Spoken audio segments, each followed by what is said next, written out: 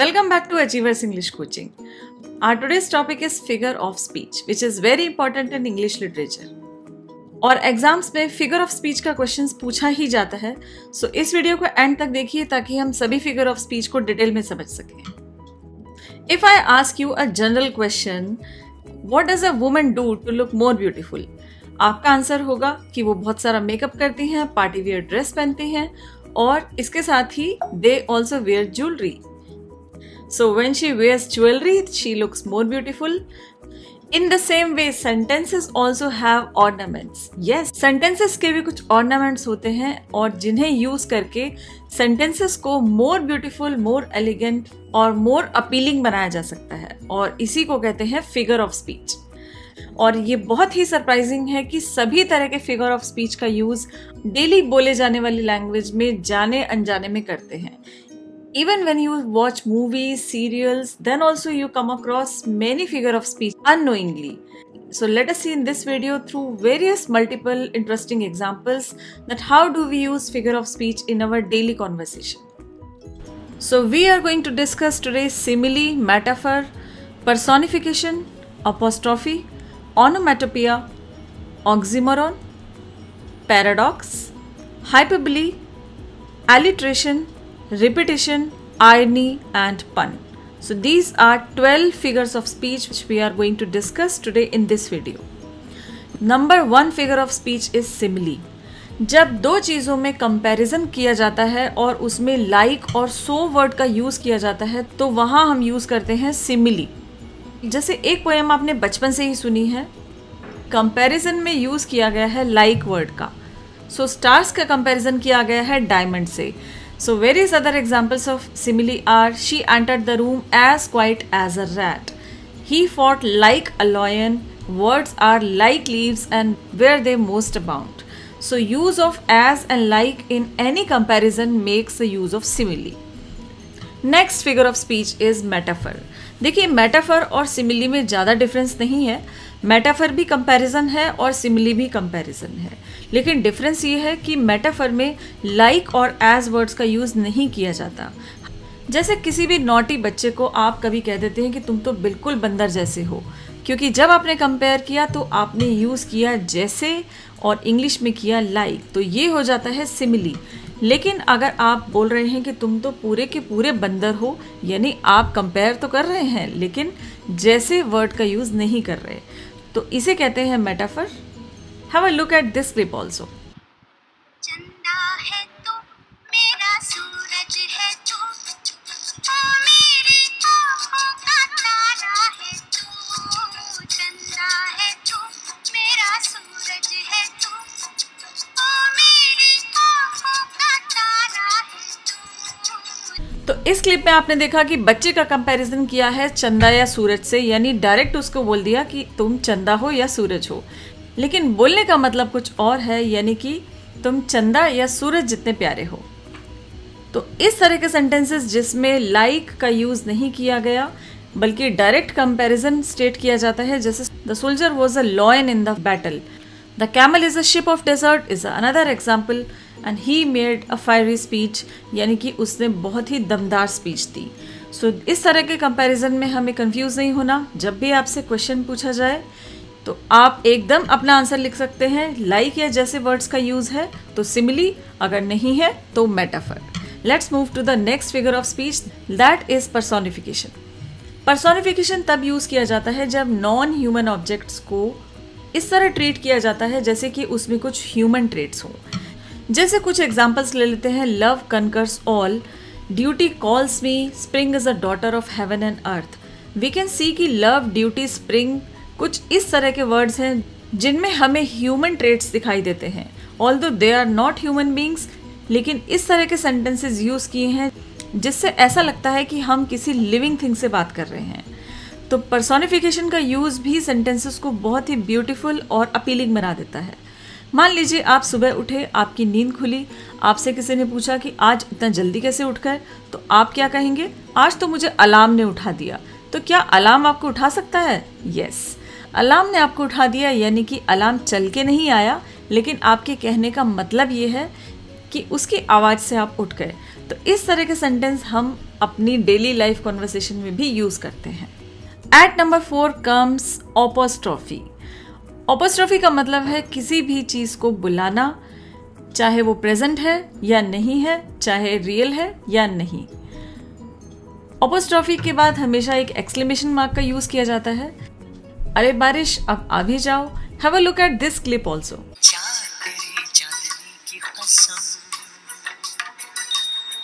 मेरे पास भी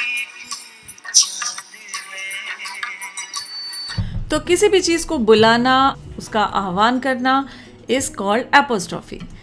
ऑपोस्ट्रोफी के और एग्जाम्पल्स हैं जैसे oh stars and clouds and winds, ये all are about to mock me, welcome o life, o pardon me thou bleeding piece of earth. इन सेंटेंसेस में हम देख सकते हैं कि किसी चीज को बुलाया जा रहा है, इसीलिए इसे कहते हैं apostrophe. Next is onomatopoeia. Sound से रिलेटेड अलंकार को कहते हैं onomatopoeia. In this figure of speech words evoke the actual sound of the things they refer. जैसे आप अक्सर बातचीत में कहते हैं कि तुम तो धड़ाम से गिर गए या बच्चे बहुत चिक चिक कर रहे हैं, तो हम अक्सर अपने बोले जाने वाले सेंटेंसेस में कभी कभी कुछ ऐसी साउंड्स बोलते हैं जो ओरिजिनली एग्जिस्ट नहीं करती, लेकिन हम उन साउंड्स का यूज करके सेंटेंसेस को लाइव बना देते हैं। जैसे the thunder boomed, I heard the water lapping on the crack, the car was splashed with mud, the glass cracked. तो बूम्ड, लैपिंग, स्प्लैश्ड, क्रैक्ड कुछ ऐसे वर्ड्स हैं जिनसे पता चलता है कि कुछ आवाज से रिलेटेड वर्ड्स हैं जो कि सेंटेंसेस में लाइव अपीलिंग इफेक्ट डाल देते हैं। So after onomatopoeia comes oxymoron. Oxymoron figure of speech is used when in any sentence two opposite word come, like life is a bittersweet experience. So bitter और sweet ये दोनों opposite words हैं लेकिन एक ही sentence में हैं। All it's aching joy तो दोनों opposite words हैं। This work is to me a joyful burden. So again these two words are opposite and hence we can say that in these sentences we have used oxymoron.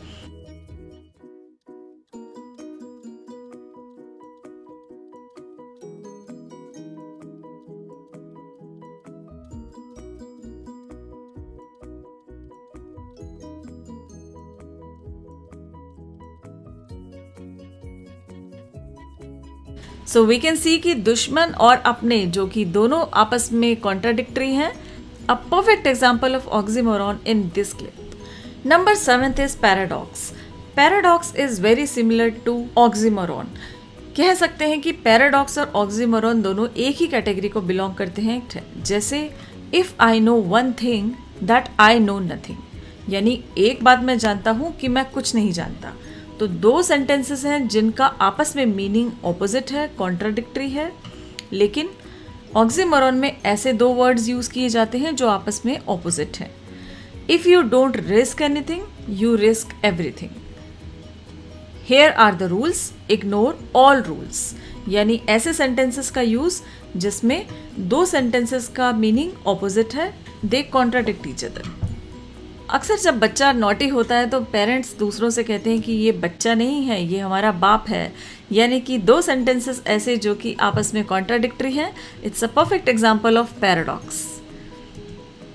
Next is hyperbole. Hyperbole को समझने से पहले इस clip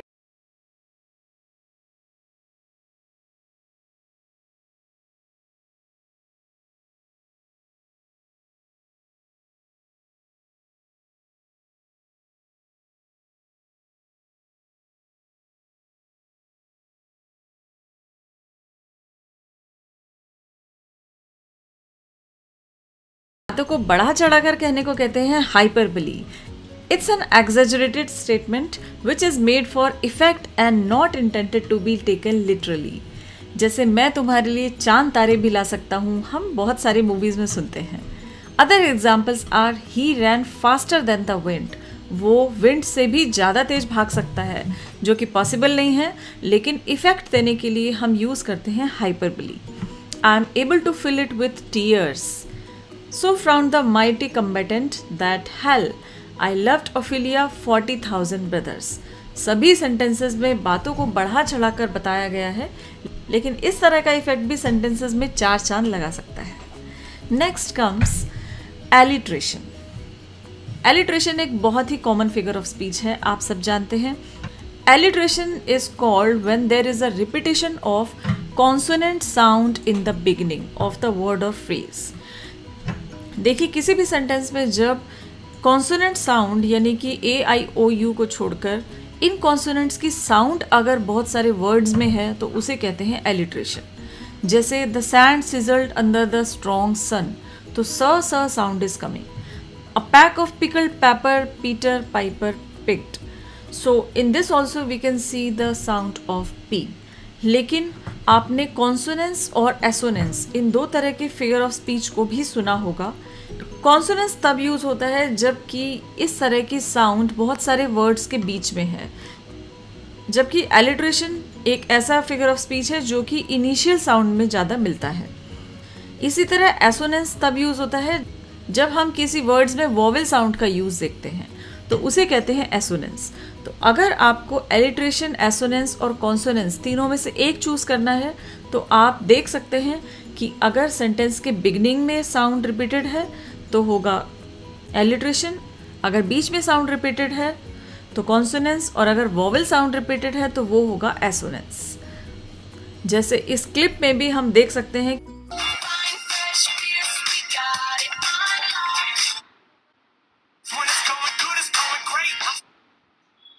The next one comes repetition. Repetition is the repetition of words. जब हमने alliteration पढ़ा था तो हमने समझा था कि एलिट्रेशन कहते हैं कुछ साउंड्स की रिपीटिशन, लेकिन रिपीटिशन एक ऐसा फिगर ऑफ स्पीच है जिसमें वर्ड्स को रिपीट किया जाता है। जैसे पहले एक क्लिप देख लेते हैं। तारीख पर तारीख, तारीख पर तारीख, तारीख पर तारीख, तारीख पर तारीख मिलती रही है, लेकिन इंसाफ नहीं मिला मिलोड, इंसाफ नहीं मिला। मिली है तो सिर्फ ये तारीख। तो देखा आपने कि वर्ड्स को एक साथ रिपीट किया गया, which is a perfect example of repetition.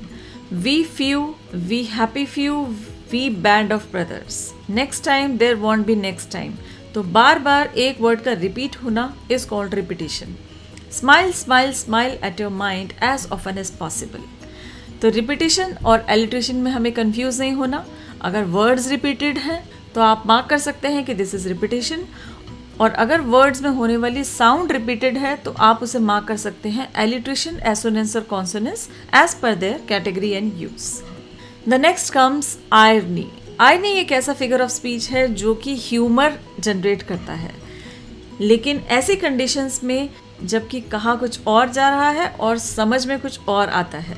जैसे अगर एक फादर अपने सन को कहे कि आज तो कम नंबर लाके तुमने मेरा नाम रोशन कर दिया, तो इसका मतलब ये हुआ कि वो एक तरह का व्यंग्य कर रहा है कि आज जो तुमने किया वो बिल्कुल अच्छा नहीं किया। तो ये सेंटेंस एक परफेक्ट एग्जांपल है आयरनी का, जिसमें हम कहना कुछ और चाहते हैं लेकिन अपीयर कुछ और होता है।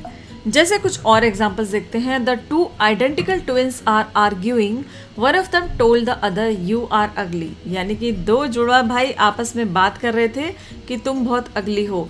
It's okay, I didn't want to win $1 million anyway. The Titanic was promoted as being 100% unsinkable, but in 1912 the ship sank on its maiden voyage.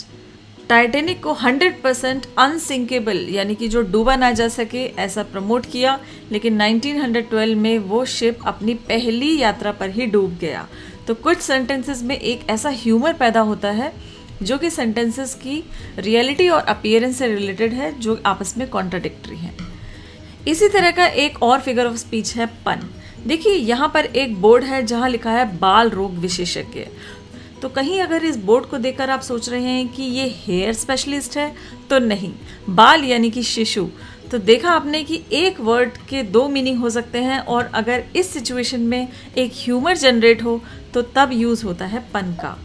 सो पन makes use of words that have more than 1 meaning or words that sound similar but have different meanings to give humorous effect. जैसे reading while sunbathing makes you well read। जो pronunciation है वो था READ read, यानी कि reading आपको पढ़ा लिखा बनाती है, लेकिन सन बाथिंग के समय रीडिंग आपको बनाती है रेड यानी कि लाल। तो यहाँ 2 मीनिंग्स हैं रेड के। The grammar lover had a lot of common sense. तो कॉमा और कॉमन कुछ ऐसे सिमिलर वर्ड्स हैं जो सुनने में आपको लगेगा कॉमन, लेकिन है comma. Why can't the bike stand alone? Bike क्यों अलग अकेली नहीं खड़ी हो सकती? Because it is too tired, क्योंकि ये बहुत थकी हुई है। Is life worth living? It depends upon the liver. So many examples are there which make situation because the meaning of one word can be different. So these were the various figure of speech, and you can have good practice of all the chapters through Achievers English Grammar book, जिसका sample आप देख सकते हैं, and you can purchase the ebook or paperback. Thanks for watching this video. Stay connected.